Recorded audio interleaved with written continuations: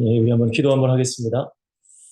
사랑과 은혜가 많으신 하나님, 벌써 2023년이라는 이 시간도 8개월이 지나고 이제는 우리에게 4개월 정도의 시간이 남았습니다.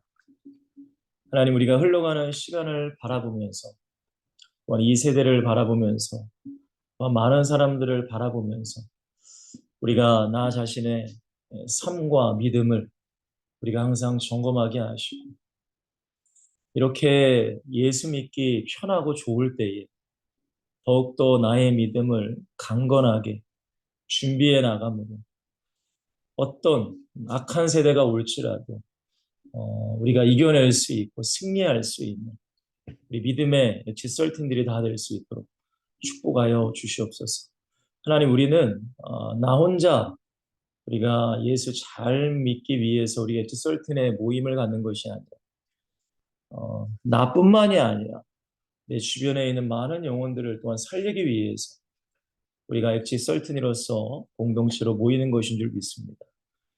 하나님, 정말로 우리가 다른 영혼을 살릴 수 있는 그런 생명을 가진 그런 한 사람들이 되게 하시고 우리들의 가정과 교회와 현장을 축복 가운데 인도할 수 있는 우리 모두가 될 수 있도록 축복하여 주시옵소서.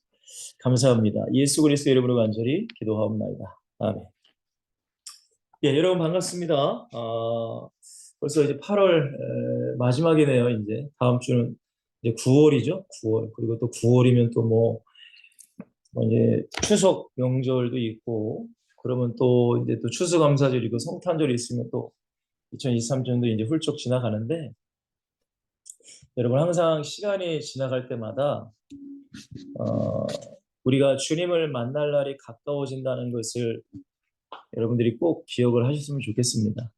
물론 뭐 아직까지는 여러분들이 젊기 때문에 저도 그렇게 나이가 아주 많은 건 아니지만 어쨌든 우리가 주님을 만난다는 것은 정해진 거잖아요.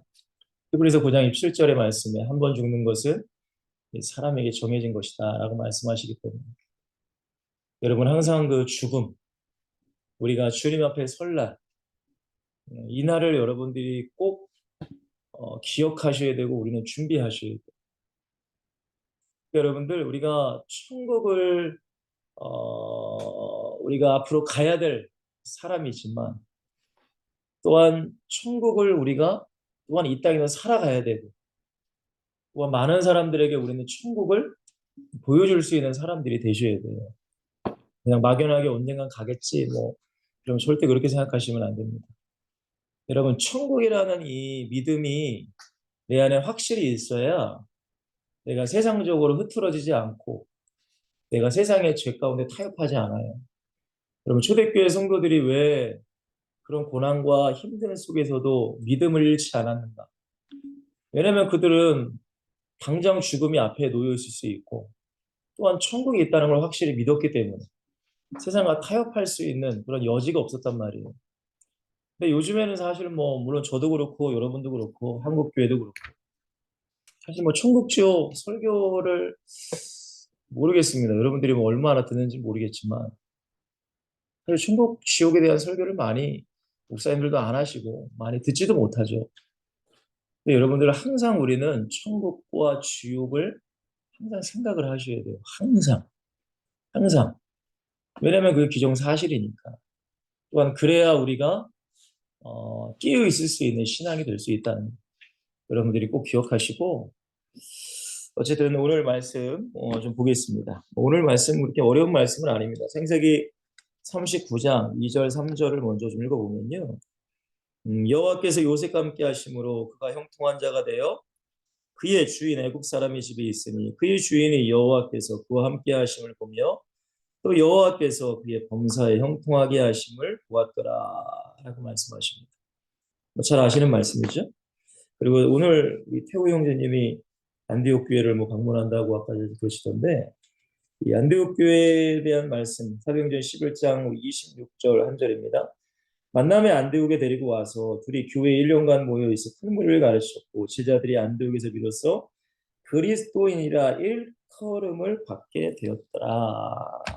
아멘. 자, 이 말씀을 가지고 믿음을 현장으로 흘려보내는 믿음입니다. 믿음을 현장으로 흘려보내는 저와 여러분이 돼야 되겠죠? 전도자, 그리스도의 제자라고 할 수 있습니다.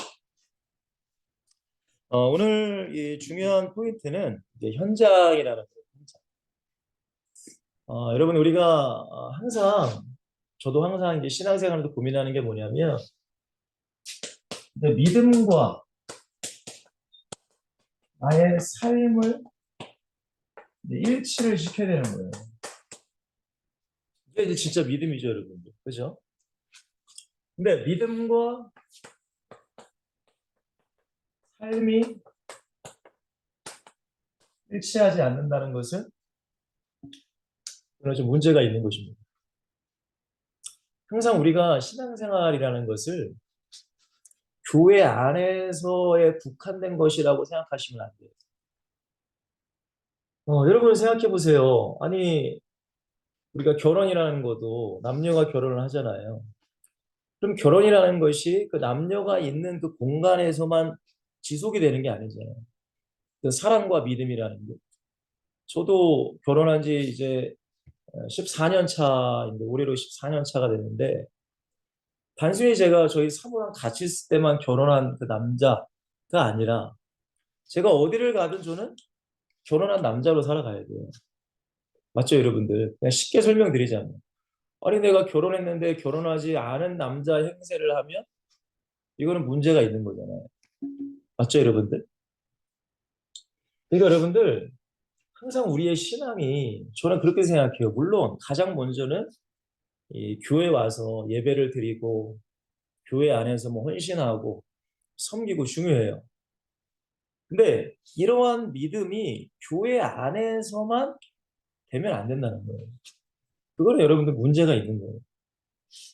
왜냐하면 반드시 믿음이라는 것은 우리의 전 인격, 영과 혼과 육을 변화시키는 능력이 있어요. 복음은 그래요, 여러분. 여러분, 내가 복음을 받아들였어. 예수님을 영접했어. 예수님을 믿어. 근데 내가 변하지 않는다는 것은 그거는 예수님이 가짜든 그 사람이 가짜든 둘 중에 하나입니다. 근데 예수님이 가짜일 수는 없죠. 그렇죠, 여러분들? 그러니까 여러분들 항상 우리는 점검해야 되는 게 뭐냐? 나의 믿음과 나의 삶이 일치되느냐 아니에요. 여러분 이게 너무나 중요해요. 그거를 통해서 나의 믿음을 점검하는 거예요. 그럼 우리의 삶이 뭐예요? 가정이죠. 가정에서 여러분들 부모님과의 관계, 형제 자매의 관계. 혹시 여러분들 부모님과의 사이가 안 좋은 사람이 계세요? 형제 자매와 사이가 안 좋은 사람이 있어요? 물론 우리가 예수님을 믿으면 믿지 않는 형제, 부모님과는 아무래도 갭이 있죠. 쉽진 않죠. 그러나 여러분들 항상 우리 생각해야 돼요. 믿음이 나의 가정에서, 현장에서 이 믿음의 삶이 내가 나오는가를 항상 우리는 보셔야 됩니다. 여러분들이 학교 다니시는 분도 계시니까 학교에서도 마찬가지입니다. 여러분 가정에서도 마찬가지지만 가정에서 여러분들 물론 사랑하는 피가 섞인 가족이라도 할지라도 사실 어떻게 보면 남보다 더 서로 미워하고 어떤 그런 상처받는 관계가 가정이잖아요. 가정. 저도 예전에 그랬고요.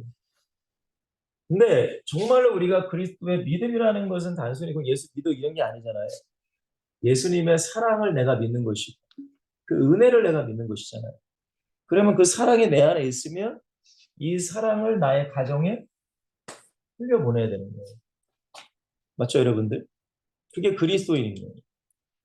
오늘 이 사도행전 11장 26절 안디옥 교회 성도들이 그리스도인이라 일컬음을 받았다는 것은 자기들이 난 그리스도인이야라고 얘기한 게 아니라 그 안디옥에 있는 그 지역 사람들이 이 지금 안디옥 교회 성도들을 향해 야 당신들은 그리스도인이다 라는 얘기를 했다는 거예요. 그러니까 우리가 쉽게 말하면 우리가 밖에서 여러분들이 가정에서 직장에서 믿지 않는 사람들에게 야, 당신은 진짜 그리스도인이다라는 얘기를 들어야 된다는 거예요. 무슨 얘기인지 이해가 되시나요? 우리가 교회에서만 나는 그리스도인이야 예배하고 뭐 찬양하고 그게 아니라 밖에서도 우리가 그리스도인이라는 얘기를 들으셔야 된다. 그래야지만 여러분 현장에서 전도를 우리가 하며 살아갈 수 있는 것이지. 우리가 물론 저와 여러분들이 뭐 서울역이든 부산역이든 어디든 전도를 다니면 사실 아무도 모르잖아요, 저희들이. 근데 너무나 중요한 게 여러분들이 알고 있는 그 현장에서도 그리스도에라는 얘기를 들으셔야 돼요. 가정에서, 오늘 학교, 친구들과의 관계에서 아니면 선생님, 뭐 교수님들, 더 나아가 여러분들 직장이죠. 여러분 직장에 다니는 게 여러분들 아주 신난다, 기쁘다, 좋다, 행복하다 라고 하시는 분들이 여기 몇 분이나 계실지 모르겠어요. 여러분 다 힘들어요, 사실. 다 힘든단 말이에요. 근데 왜 우리가 그 현장에서 믿음을 흘려보내는 게 중요하냐? 여러분 거기도 하나님이 우리를 보내신 복음 전하는 현장이라는 걸 꼭 기억하시라는 거예요. 여러분 기분 나쁜 일 많죠. 뭐 오해 살 일도 많고 어려운 일도 많고 왜 없겠습니까, 여러분? 근데 우리가 꼭 기억해야 될 것은 믿음이라는 건 교회에서만 믿음 생활이 아니라는 거예요. 분명히 믿음은 삶으로 흘러가는 거예요. 이게 여러분들 억지로가 아니라 사실은 자연스럽게 그렇게 돼야 되는데 사실 그게 자연스럽게 안 되니까 억지로라도 노력을 하긴 해야 되겠죠. 맞죠, 여러분들? 자, 그래서 오늘 제목이 이 믿음을 현장으로 흘려보내야 된다라는 말씀이에요. 자, 제가 첫 번째 그래서 믿음은 현장화가 돼야 된다라고 말씀드립니다. 믿음은 현장화예요. 절대 교회에서만 내가 신앙생활 잘하고 예수 잘 믿고 여러분 그거는 하나님이 인정을 안 하십니다. 여러분 사람들은 속을 수 있지만 하나님은 속지 않잖아요. 이걸 꼭 기억하셔야 돼요. 교회에서의 모습과 밖에서의 모습이 다르다. 문제가 있는 거죠. 자, 그래서 제가 몇 사람 예를 들었습니다. 요셉이죠. 오늘 본문에 나온 요셉입니다. 여러분 요셉의 현장은 어디였어요? 애굽이었어요. 여러분 그 당시에 애굽은 그 시대의 초강대국이었잖아요. 그죠? 근데 그 당시에 애굽의 문화는 뭐 세상 문화는 간단합니다. 경제, 문화, 항상 종교들이 다 발달해요. 돈, 화폐에 대한 게 발달하고 어떤 문화, 뭐 노는 거, 여러 가지 뭐 그런 것들. 그다음에 종교예요, 종교. 그럼 애국도 여러분들 다 이런 게 다 발달했을 거 아니에요. 근데 여러분들 우리가 알다시피 애국의 문화 자체가 이집트 신화 여러분 잘 아시잖아요. 그렇죠? 그러니까 그런 어떤 사탄의 종교의 배경 안에서 있는 문화와 경제였단 말이에요. 거기서 하나님 있는 사람 한 명도 없어. 맞죠, 여러분들? 근데 요셉이 그 현장에 가게 된 거예요. 여러분 생각해 보세요. 하나님을 한 명도 믿지 않는 그 현장에서 하나님을 나 혼자 믿는. 여러분 그게 쉬울까요? 여러분 한번 진지하게 한번 해보세요. 정말로. 그러면 이게 아니 그렇다고 해서 요셉 시대에 무슨 뭐 교회가 있어요. 목사님이 있어요. 말씀이 있어요. 아무것도 없지. 근데 우리는 교회 있고 목사님 있고 말씀 있고 맨날 예배 있고 그럼에도 불구하고 현장화가 잘 안 돼. 현장에서는 믿는 사람 같지가 않아. 하나님 보시기에 얼마나 안타까우시겠어요. 여러분 근데 요셉은 이 애굽의 현장에서도 하나님을 믿는 사람의 삶을 살았다는 거예요. 여러분 이게 제가 쉽게 얘기하지만 정말 여러분들 우리가 어떤 뭐 진짜 하나님을 안 믿는 현장에 가서 복음을 증거한다. 우리 선교사님들 많이 그러시잖아요. 지금은 그래도 각 여러 나라에 선교사님들이 있기 때문에 진짜 그래도 조금 나지만 여러분 자그마치 뭐 30년 전, 40년 전만 해도 이런 다른 나라의 선교사님이 어디 있겠어요.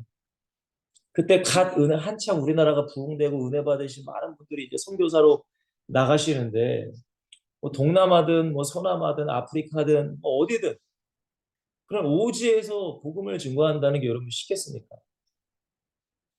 여러분 제가 어떤 분 얘기를 들었어요. 어떤 분이 예전에 선교를 가셨는데 선교가 안 되죠. 선교가 안 되죠. 특히 이슬람권은 선교가 안 된단 말이에요. 그래가지고 한 1년 하셨나? 도저히 안 돼가지고 한국으로 돌아오는 비행기 표를 이제 사신 거예요. 나 이제 선교를 포기하고. 그냥 한국어 안 되니까 힘드니까. 예수 전하면 맞고 힘들고 그러니까. 근데 이제 비행기를 타려고 공항에 딱 오셨는데 하나님께서 그러시더래요. 아무개야, 너가 나를 버리고 지금 어디를 가려고 하느냐. 이런 얘기를 들으시고 다시금 회개하고 이제 선교 현장을 가겠다는 얘기를 제가 들었는데 여러분들 우리가 요셉이란 우리는 그냥 성경을 한번 읽으면서 그냥 그런가 보다라고 하지 정말 우리가 그 현장에 있었다면 과연 나는 믿음을 지킬 수 있었을까? 우리가 그냥 믿음의 현장을 하는 것도 아니라 나 혼자의 믿음 지키기도 사실은 어려워요. 사실. 여러분 그렇지 않아요? 우리 남자분들은 군대 가보셨잖아요. 여러분 군대 가서 믿음 지키기가 여러분 지금은 많이 좋아졌다고 하잖아요. 근데 제가 이 목사님들 설교를 많이 들어보면 군대에서 너무나 힘든 얘기를 많이 하세요. 지금은 이제 뭐 종교 행사 같은 것도 뭐 자유롭게 갈 수도 있다고 하는데 예전에 그런 게 없었잖아요. 그러니까 그 군대에서 주의를 지키기 위해서 여러분 거의 생명을 걸다시피 한 분들 얘기 들어보면 눈물이 나요. 막 진짜 와, 정말 눈물 납니다. 매주마다 맞아요. 매주마다. 아니 매주마다 아니지 매일마다 맞는 거예요. 매일마다. 예전에 무슨 뭐 군대 요즘에는 막 인터넷도 있고 핸드폰도 가지고 들어가니까 그런 게 많이 없다고 하지만 예전에 그런 게 어디 있어요. 그냥 계속 맞는 거예요. 계속 맞아. 상사한테도 맞고 계속 맞아. 그래도 또 주일이 되면 또 나가서 교회 가고. 여러분 이런 기가 막힌 얘기들을 들어보면 진짜 정말 믿음이란 게 뭘까? 내가 진짜 예수를 정말로 믿는가? 이런 좌괴감에 빠질 때가 있어요. 정말로. 여러분 요셉도 그랬어요. 그 어린 나이 17살 나이에 애굽의 노예로 끌려가잖아요. 근데 성경은 뭐라고 해요? 하나님이 요셉과 함께 하셨다. 여러분 하나님이 요셉과 함께 하신 게 뭐예요? 요셉이 그냥 뭐 날라리처럼 양아치처럼 뭐 노예생활 대충 하고 그래서 하나님이 함께 하신 겁니까? 그게 아니잖아요. 믿음의 현장화가 되는 거예요. 현장. 현장 속에서 하나님을 믿는 믿음을 보여주며 살아간 거예요. 요셉. 여러분 단순히 교회에서만 내가 잘하고 세상에서는 뭐 공부도 안 하고 직장 생활도 열심히도 안 하고 뺀질뺀질거리고 꽤나 부리고 여러분 그런 인생과 그런 삶은 하나님이 원하는 삶이 아니에요. 절대. 가장 안타까운 게 뭐예요? 어린 친구들을 보면 평소에는 펑펑 놀다가 시험 때만 되면 학원 간다고 해요. 교회 안 나와. 여러분 기억하세요. 그리스도인은 불신자보다 두 배, 세 배 더 부지런해야 되고 더 피곤해요. 이걸 꼭 기억하셔야 돼요. 내가 그리스도인은 내가 편하다. 여러분 이걸 생각을 해보셔야 돼요. 아니 여러분 보세요. 다른 사람들 다 주일날에 토요일날에 놀러 가잖아요. 근데 우리는 교회 와서 헌신해야 되고 봉사해야 되고 다 그렇잖아요, 여러분들. 맞죠?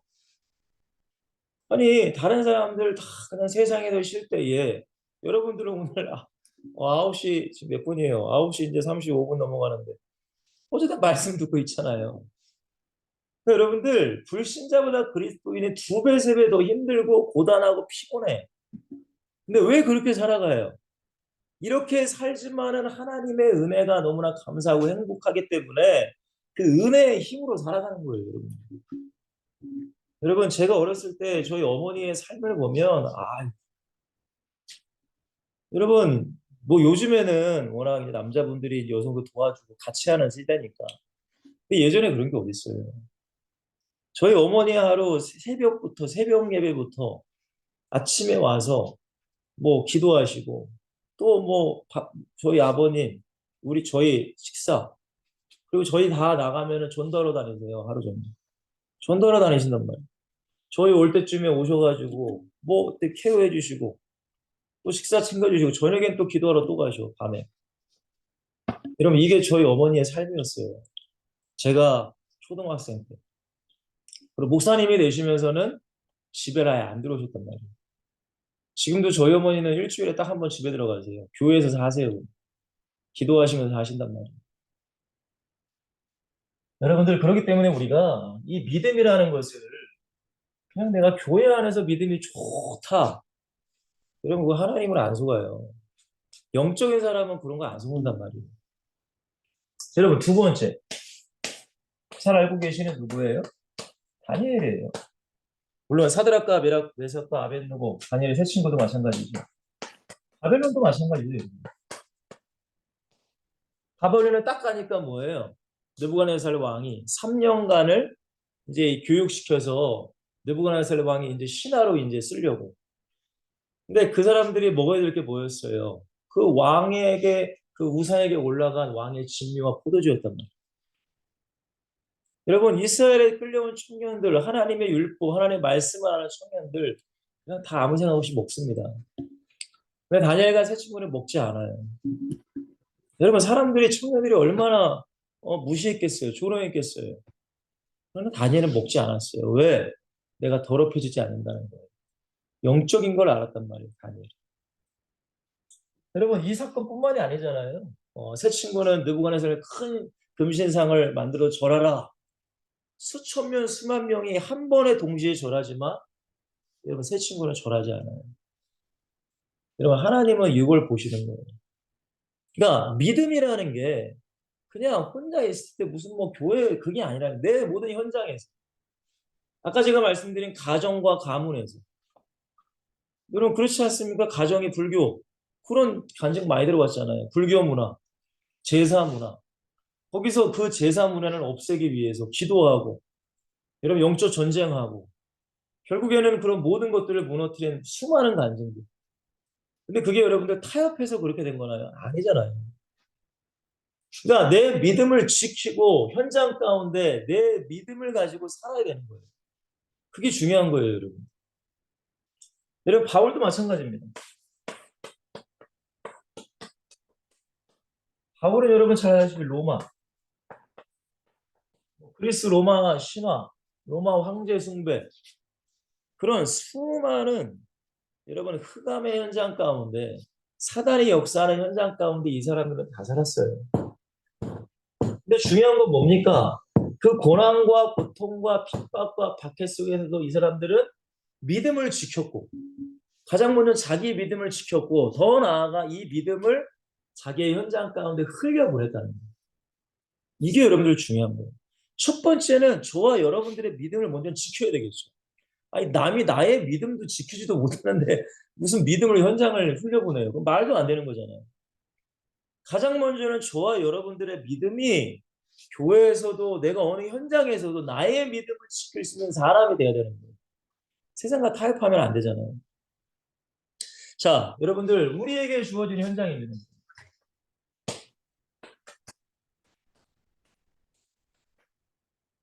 자, 세상의 현장, 여러분들이 살아가고 있는 가정, 뭐 직장, 학교의 현장을 말하는 거예요. 여러분 우리의 현장은 어떤 현장이나요? 다 세상의 가치관을 중심으로 살아가요. 제가 한번 말씀드렸죠. 그 유명한 선교사님들의 모임, 세계적인 회의가 로잔 회의라고 제가 알고 있어요. 로잔 회의. 제가 그렇게 그 누구시더라? 그 김용희 선교사님 아시죠? 김용희 선교사님. 그분한테 제가 들은 예전에 들은 거예요. 예전. 근데 그 로잔 회의에서 많은 선교사님들이 가장 걱정하는 게 뭐냐면 오히려 사입이나 이단의 공격이 아니라 다른 타 종교의 공격이 아니라 교회 안에 세속주의가 들어오는 게 더 교회의 문제다라는 결론을 냈다는 얘기를 제가 들은 적이 있어요. 그러면 세속주의가 뭐예요? 세상의 가치관이 교회 안으로 들어온 걸 말하는 거예요. 여러분 우리가 잘 한번 생각해 보세요. 교회 안에의 사람들의 생각과 가치가 그럼 그걸 여러분들이 볼 수 있는 눈이 열려야 돼요. 저는 목회자이기 때문에 그냥 사람을 볼 때 단순히 사람 그냥 겉모습만 보지 않아요. 그 사람의 말 하나, 그 사람의 행동 하나, 그 사람의 예배하는 거 그 모든 거를 보려고 해요. 근데 대부분 그 말을 들어보면 그 사람이 어떤 가치를 가지고 있는지 대략적으로 알 수 있어요. 여러분 굉장히 무서운 게 이 세상의 가치관이 내 안에 있는 게 무서워요. 우리가 그런 게 있잖아요. 뭐 좀 이따 얘기하지만 동성애. 동성애 뭐 좀 찬성하면 어때? 그리고 저는 정치 얘기를 하는 게 아니에요. 단순히 보수 진보 얘기를 하는 게 아니라 어쨌든 사회주의를 찬양하는 사람은 저는 반대예요. 저는 어쨌든 반대야. 왜냐하면 공산주의와 사회주의는 기독교를 말살하는 정책이 있기 때문에.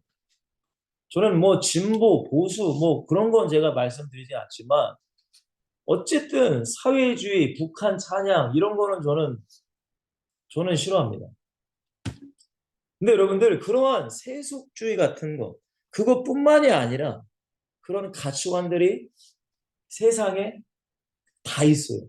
교회 안에도 들어오고 있어요. 교회 안에. 우리가 살아갈 현장이에요. 살아가고 있는 현장이에요, 여러분. 여러분, 진짜 우리는 기도해야 됩니다, 정말. 제가 그래서 세상의 가치관들. 요즘에 MZ 세대라고 하잖아요, MZ. 여러분, 이 세대, 젊은 세대, 여러분 다 개인주의, 이기주의잖아요, 여러분. 맞죠, 여러분들? 다 개인주의예요. 이기주의. 더 나아가 한탕주의. 여러분, 근데 이게 교회에서도 비일비재하게 일어나요. 여러분 보세요.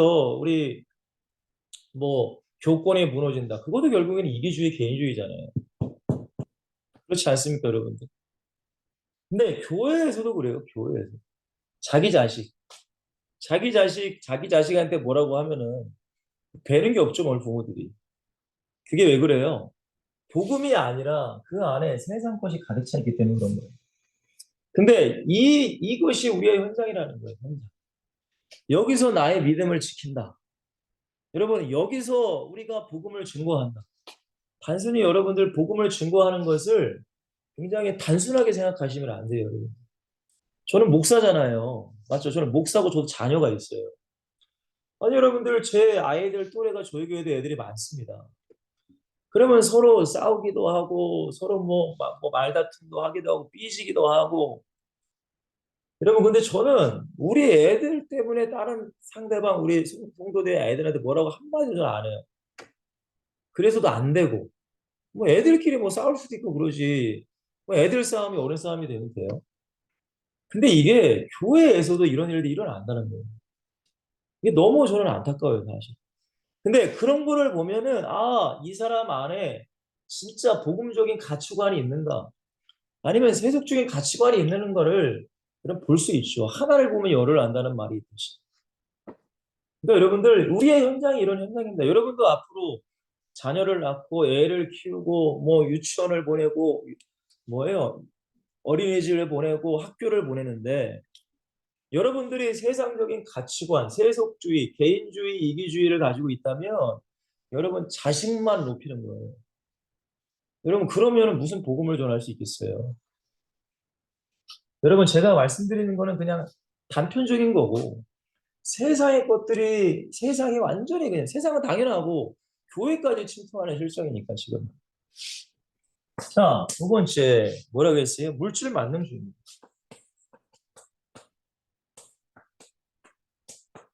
물질 만능주의는 쉽게 말하면 돈 좋아하는 거잖아요. 돈을 위해서는 성공을 위해서는 부를 위해서는 복 받기 위해서는 여러분 그냥 사람들이 그냥 아주 그냥 난리가 나죠. 모든 인생의 목적이 돈이에요. 여러분 돈 때문에 뭐 예배 하나 빠지는 건 뭐 그냥 뭐 아무것도 아니고 여러분 점점 세상이 이렇게 되어가고 있어요. 아니 이미 세상이 그래요. 뭐 세상 사람들은 당연한 것이고 돈 때문에 사람도 죽이니까. 여러분 우리의 현장이 바로 이런 현장이에요. 그럼 우리가 믿음을 가졌다면 어떻게 해야 돼요? 돈을 뛰어넘는 믿음 속에 우리가 흘려보내야 되는 거예요. 보여줘야 되는 거예요. 돈이 하나님이 아니라는 거예요. 돈이 우리의 인생을 책임지는 게 아니고 돈이 우리의 자녀의 인생을 축복 속에 인도하는 것이 아니라는 걸 우리가 알고 믿고 보여주는 삶. 그게 믿음을 현장으로 흘려보내는 거예요. 여러분 저는요.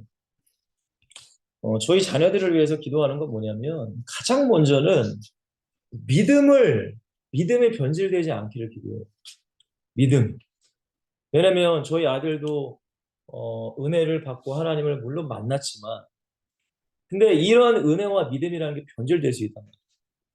왜냐하면 당장 20살이 돼버리면 대학이나 어떤 직장, 돈이잖아요. 돈. 그렇잖아요. 여러분들 세상에서 다 사람들 돈, 돈, 돈, 돈, 돈, 돈. 뭐 좋은 차, 뭐 명품, 좋은 집. 근데 이런 것에 속지 않도록 저는 기도한단 말이에요. 항상. 오히려 그 돈을 뛰어넘는 믿음을 달라고 저는 기도해요. 저는 그렇습니다, 여러분들. 사랑하는 우리 시설신 여러분들, 세상은 다 이렇습니다. 돈, 물질 많는. 뭐 교회 안에서도 그러니까요. 그리고 세 번째로는 뭐예요? 성적인 거예요.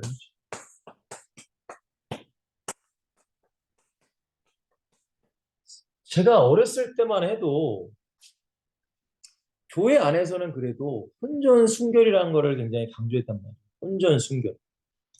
혼전순결이 뭔지는 아시죠? 근데 요즘에는 여러분들은 혼전순결 얘기하면은 여러분 교회 안에 청년들이 실족할 사람이 굉장히 많아요. 왜냐하면 교회에서 청년들도 다 혼전에 순결을 다 잃어버리기 때문에. 그래서 그런 걸 설교하는 목사는 매장당합니다. 매장. 예전에는 그런 거를 얘기하고 믿음을 지키기 위해서 얘기하지만 요즘에는 어때요? 혼절 순교는 바보예요, 바보. 천연 기념물이란 말이에요. 여러분 세상이 이렇습니다. 제가 어렸을 때만 해도 그렇지는 않았거든요, 사실. 제가 옆에 뭐 요즘에 뭐 TV 프로를 잠깐 제가 올려놨는데 고딩 원빠라고 여러분들 아시잖아요. 뭐 고등학생들이 애기나 하지 이제 뭐 이런 것. 뭐 유튜브만 봐도 여러분들 성적인 영상들이 얼마나 많습니까?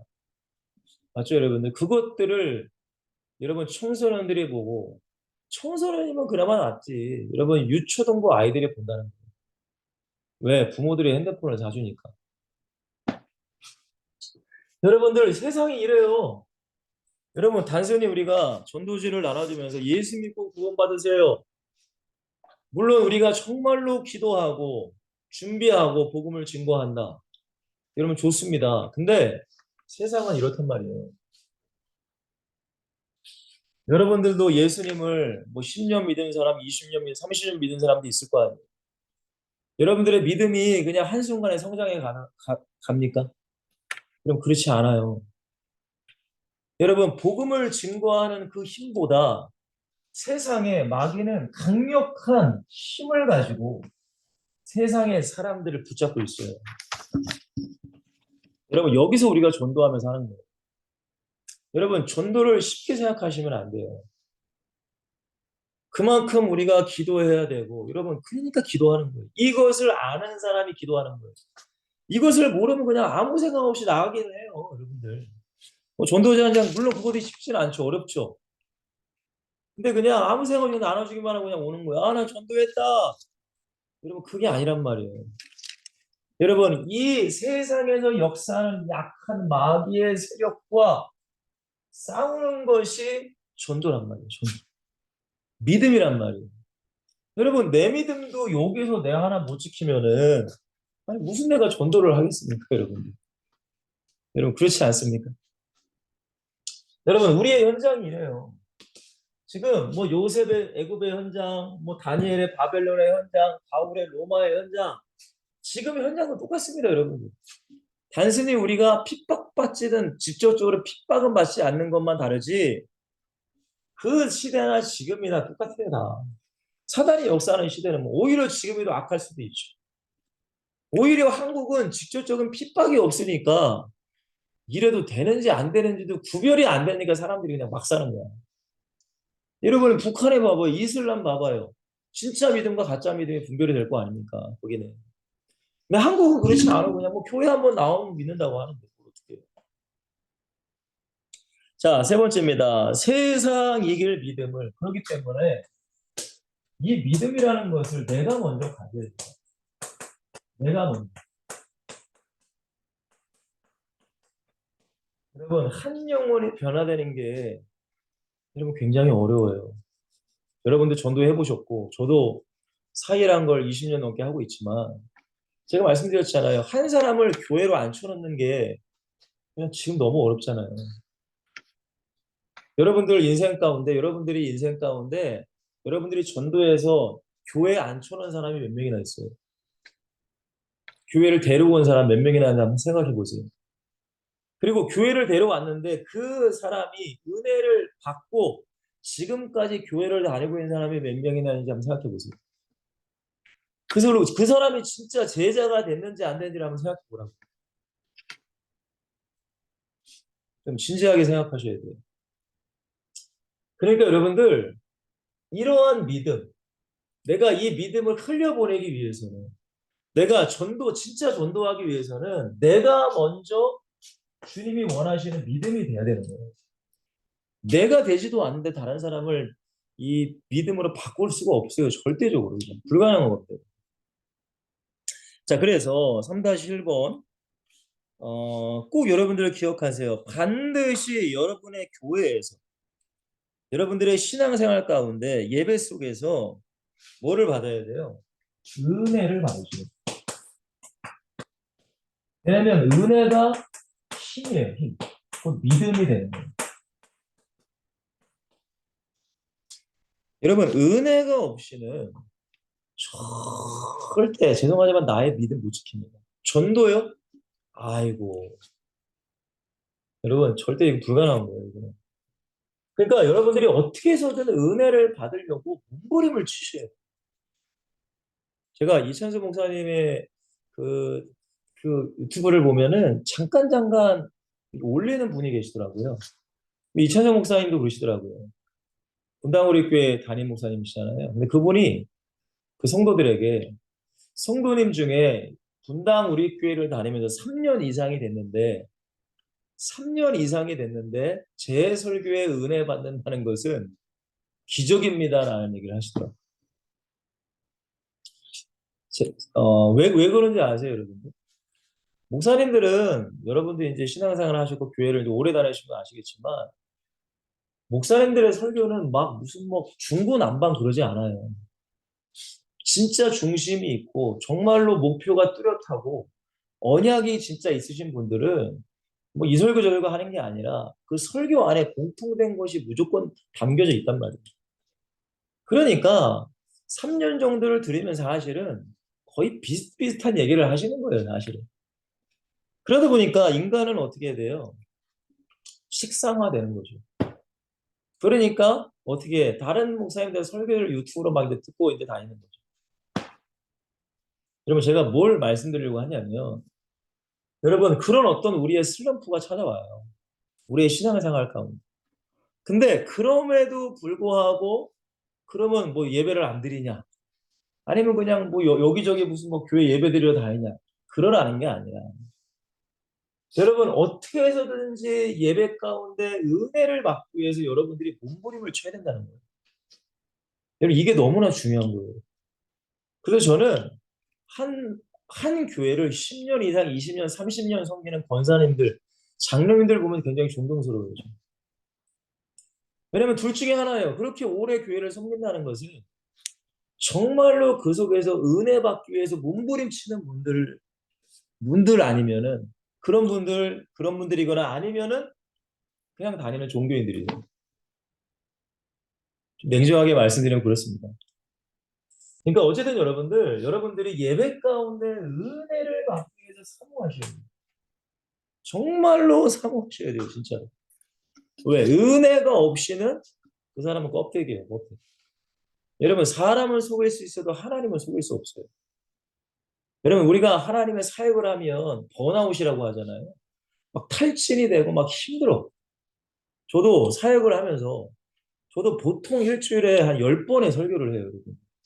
뭐 선교지도 그렇고 제가 만나는 우리 교회 후대들을 만나서 말씀을 하면 한 10번 정도는 설교를 하는 것 같아요. 10번 정도. 말씀을 전해요.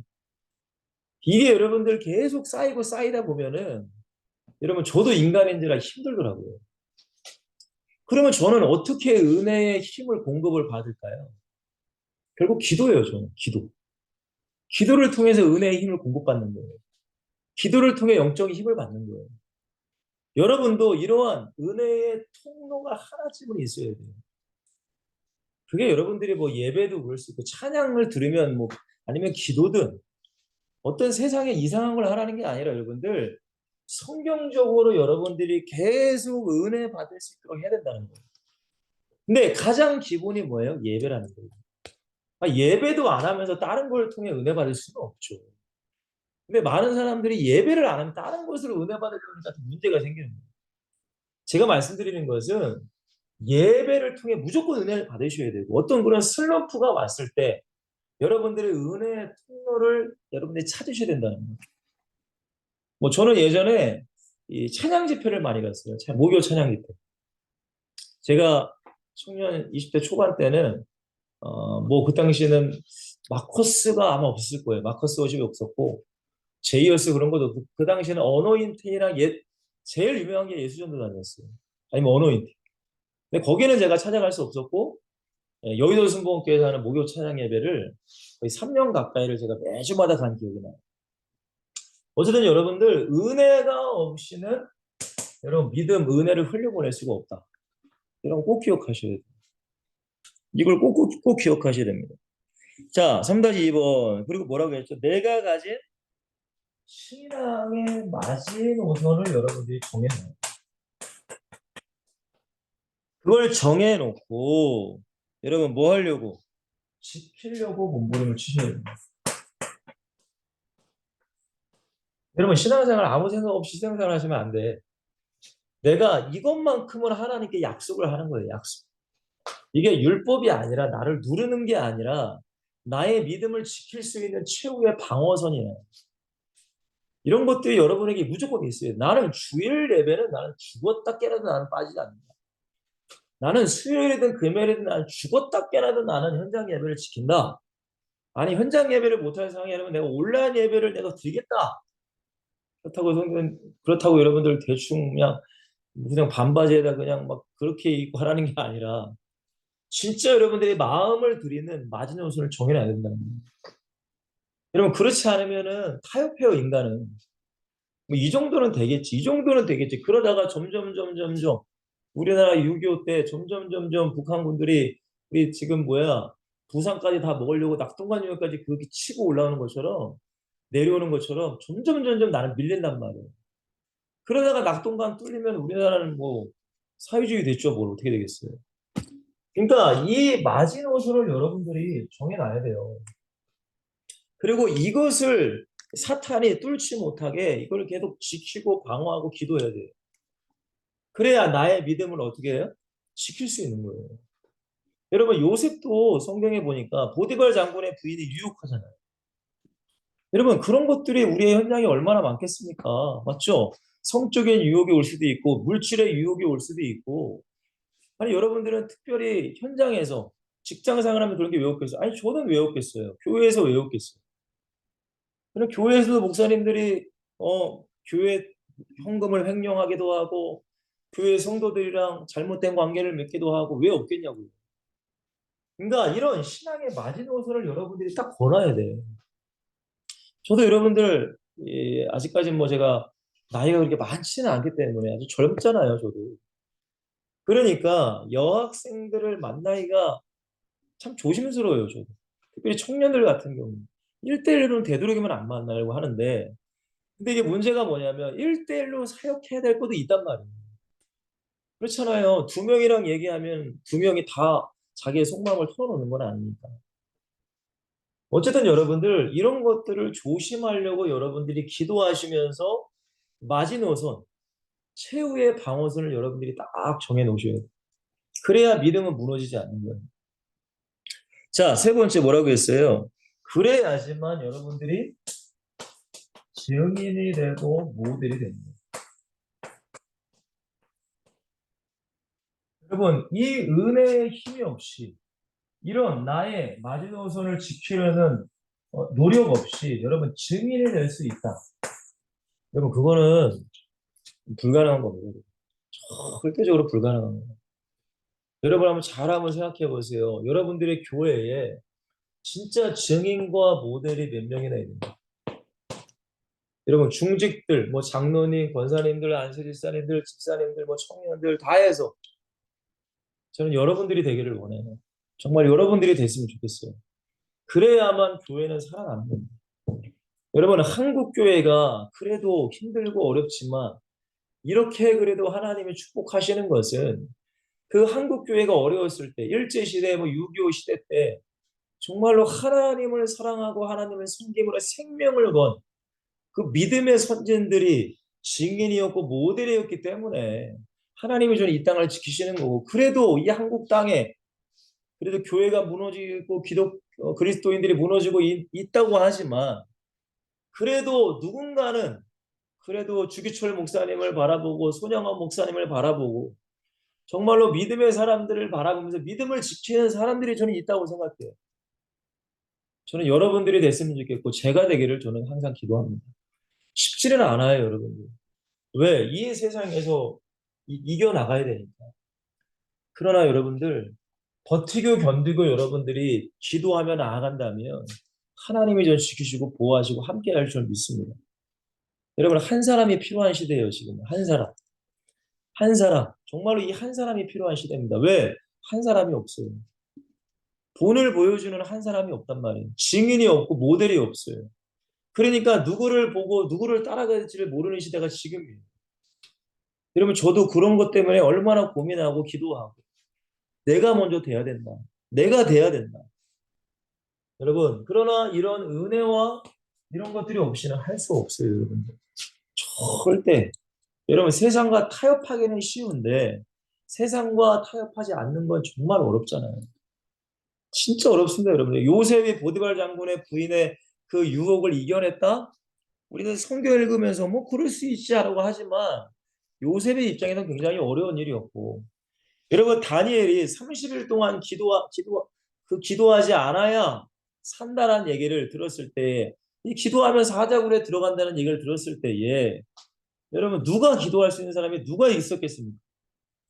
근데 다니엘은 그 얘기를 듣고도 일부러 예루살렘을 향해 창문을 열고 전에 하던 대로 하나님께 기도했다라는 얘기를 하잖아요. 여러분 단순히 요셉, 다니엘, 바울이 그 현장 가운데 시대 가운데 믿음을 지키고 믿음을 흘려보낼 수 있었던 게 쉬운 게 아니었다라는 거예요. 여러분. 절대 쉽게 생각하시면 안 돼요. 여러분. 나를 희생해야 되고 나를 죽여야 되고 나를 내려놔야 돼.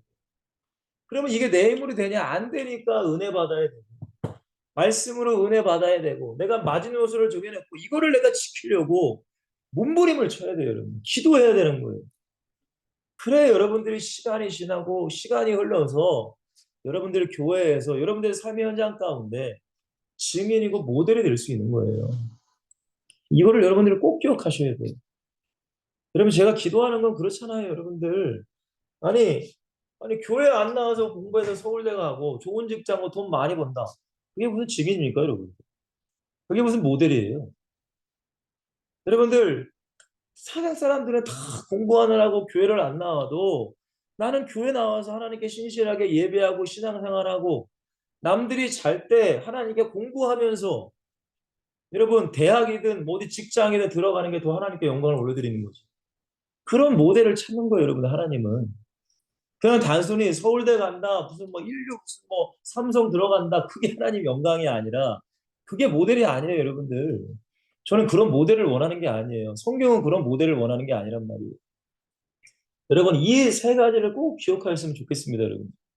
왜냐하면 우리가 전도하는 것도 중요하지만 우리 교회를 살리고 여러분들의 믿음과 현장을 살려야 되잖아요. 자, 결국 네 번째 결론입니다. 여러분 교회 안에서의 믿음이 어디로요? 삶의 현장으로 흘러가야 됩니다. 제가 그래서 첫 번째 뭐라고 했어요? 타다시 1번에 예배가 어디로요? 현장으로라고 했어요. 우리가 교회에서만 예배 드리는 게 아니에요. 현장에서 특별히 저는 부탁드리고 싶어요. 가정 예배. 그다음에 여러분들의 삶의 예배. 그죠, 여러분들? 근데 이게 교회에서 예배 안 드리면 이게 가능할까요? 불가능하죠. 일단 여러분들이 교회의 예배를 충실히 드리셔야 돼요. 교회의 예배. 교회를 먼저 살려야죠. 아니, 교회에 내가 안 가면 빈자리가 있을 거 아닙니까? 그거를 누가 채워야 돼요? 여러분들이 채워야 되잖아요. 가뜩이나 여러분들의 요즘에 교회에서 안 드리는 사람이 많아지는데 여러분들이라도 가서 여러분들 엉덩이를 붙이고 앉아서 예배 드려야 될 거 아니에요. 그게 교회 살리는 거죠. 그리고 나서 여러분들이 가정에서 여러분들이 그 예배의 불씨를 꺼트리면 안 돼요. 가정에서 예배 드리셔야 돼요. 혼자라도 괜찮아요, 여러분들. 혼자라도 가정 예배 드리세요. 정말로. 그리고 삶에서도 예배하는 삶을 가져야 돼요. 로마서 12장 1절 말씀 여러분들 유명하니까 제가 그냥 읽어드릴게요. 잘 아시겠지만 그러므로 형제들아 내가 하나님의 모든 자비하심으로 너희를 권하노니 너희 몸을 하나님이 기뻐하시는 거룩한 산 제물을 드리라. 이는 너희가 드릴 뭐다? 영적 예배니라 라고 하면서 여러분들 12장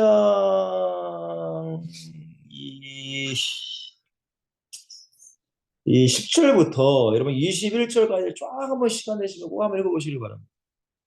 대충 제가 읽어드리면은 이런 말씀이 있어요. 14절에 보시면 너희를 박해하는 자를 축복하라. 축복하고 저주하지 말라. 즐거워하는 자들에게 함께 즐거워하고 우는 자들과 함께 울라. 서로 마음을 같이 하며 높은 데 마음을 두지 말고 도리어 낮은 데 처하며 스스로 지혜는 체하지 말라. 아무에게도 악을 악으로 갚지 말고 모든 사람 앞에 선한 일을 도모하라. 그리고 19절에 내 상하는 자들아 너희가 친히 원수를 갚지 말고 하나님의 진노하심에 맡기라. 21절에 악에게 지지 말고 손으로 악을 이기라. 이런 말씀이 있어요. 단순히 여러분들 교회 안에서만 무슨 예배하고 그게 신앙생활이 아니고 믿음 생활이 아니라 우리의 현장 가운데 예배의 삶을 살라는 거예요. 예배의 삶이 뭐예요, 여러분들? 하나님께 나를 드리는 거잖아요. 그렇죠? 하나님이 나를 도구로 사용하시는 거. 그게 교회의 예배를 삶의 예배로 흘려보내는 거예요. 그게 우리의 삶이 돼야지만 진짜 우리가 전도자의 삶을 살아가는 거예요. 자, 4-2번 섬김의 현장으로라고 했습니다. 섬김. 제가 말씀드렸어요. 섬김. 여러분 교회 사람끼리 섬기는 것이 아니라 세상에서도 여러분들이 섬기는 삶을 사셔야 돼요. 특별히 저는 그렇습니다. 성경에 보면은 자기를 낮추는 자를 하나님이 높여주신다고 하세요. 근데 지가 높아지려고 하면 하나님이 그 사람을 낮추신다. 그럼 이게 섬김이 필요해요. 교회에서뿐만이 아닙니다. 제가 여러분들 이 사람들을 보여 저는 사람들 한 명 한 명을 다 봐요. 그 사람의 말, 그 사람의 행동, 그 사람이 사람들에게 하는 모습 그런 모든 거를 좀 봐요. 근데 어떤 사람은 교회 안에서도 지가 잘난 맞아 살더라고. 섬기기보다는 막 시켜. 뭔가를 시켜. 자기가 대장으로서 생각하나 봐요. 여러분 그게 아니에요. 여러분 저도 목사지만은 교회에서 누군가를 뭘 할 때 부탁을 해요. 부탁. 이거 좀 해달라고 부탁을 한단 말이에요. 저는 단 한 번은 누군가의 강제로 이거 하나 시킨 적이 없어요. 나 항상 섬김. 근데 이것이 여러분들 교회에서뿐만이 아니라 어디서도요. 여러분들 현장도 마찬가지고 직장에서도 마찬가지고 어디서든 이 섬김이 흘러가야 돼요. 왜? 그리스도인이기 때문에. 자, 그리고 마지막이죠. 뭐가요? 은혜가 뭐로? 현장으로 흘러가야 돼요. 은혜. 결국 뭐예요? 받은 은혜가 복음의 증거로 현장화가 돼야 된다. 여러분 이게 너무나 중요하죠. 여러분들이 받은 은혜를 사람들이랑 얘기할 수 있잖아요. 어떤 사람이 직장에서 뭐가 힘들다, 어렵다. 예전에 이거 주혜 간사님이 잘했던 걸로 제가 알고 있는데 하여튼간 왜냐면 세상에 불신자들이 많잖아요. 그 사람들이 힘든 걸 얘기하면은 그 타이밍을 놓치지 않고 내가 받은 은혜를 얘기하는 거, 포럼하는 거. 단순히 야 예수 믿어가 복음전 물론 그것도 복음전도죠. 근데 예수 믿어가 아니라 내가 받은 은혜를 얘기하는 거예요. 내가 만난 주님을 얘기하는 거예요. 사도행전 5장 42절에 제가 읽어드리고 마칠게요. 그들이 날마다 성전에 있든지 집에 있든지 예수는 그리스도라고 가르치기와 전도하기를 그치지 아니하니라 라고 이렇게 얘기합니다. 교회에서도 집에서도 현장에서도 예수님이 얘기를 했다는 거예요. 쉽게 말씀드리면. 사랑하는 우리 지성신 여러분들, 전도라는 것은 단순히 일반적으로 혹은 단편적으로 예수 믿고 구원 받으세요 어떤 전도지만 나눠주는 걸 전도라고 생각하시면 안 돼요.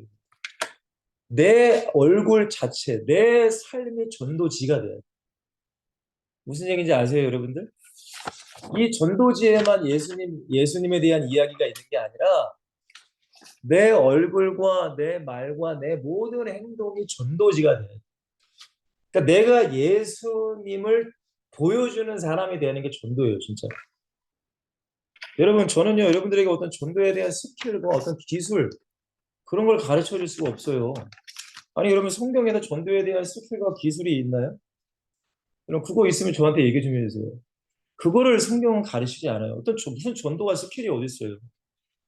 물론 전도가 기술이 어디 있어요? 물론 오래 하다 보면 뭐이 사람을 만나면 이렇게 얘기하고 저 사람을 만나면 이렇게 얘기하는 어떤 그런 노하우 정도는 생길 수 있어요. 노하우 정도. 근데 무슨 전도의 스킬과 기술이 어디 있어요? 그건 말도 안 되는 거예요.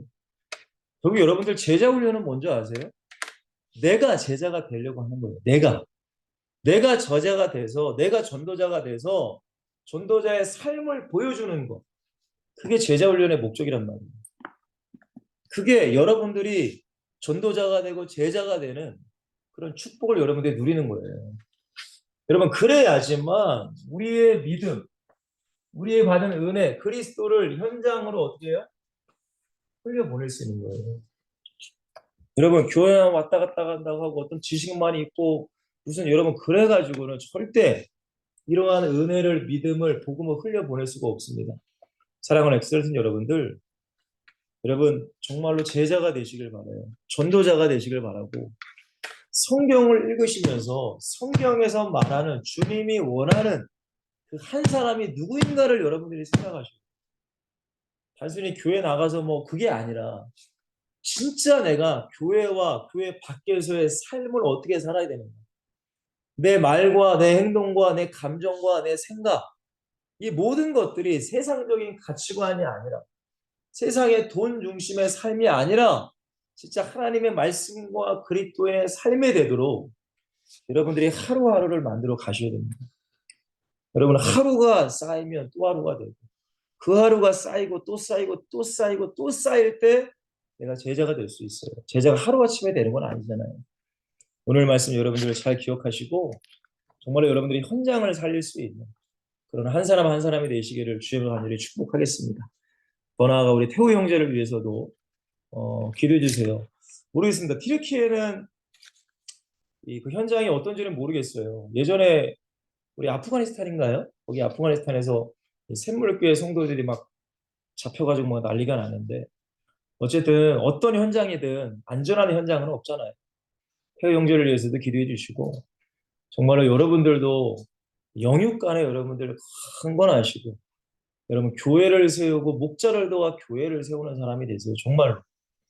정말로 목사님의 말씀에 순종하고 목사님의 말씀 따라서 같이 교회를 세우는 사람이 되셔야 돼요. 그때 목사님을 힘들게 하는 사람이 되지 마세요. 꼭 부탁드립니다. 예, 기도하겠습니다. 하나님 오늘 사랑하는 엑시설틴 우리 공동체에게 부족한 종이 하나님의 말씀 증거했습니다. 우리가 받은 은혜, 믿음을 우리의 현장 가운데 흘려보내는 제자가 되기를 바라는 마음으로 말씀 증거했습니다.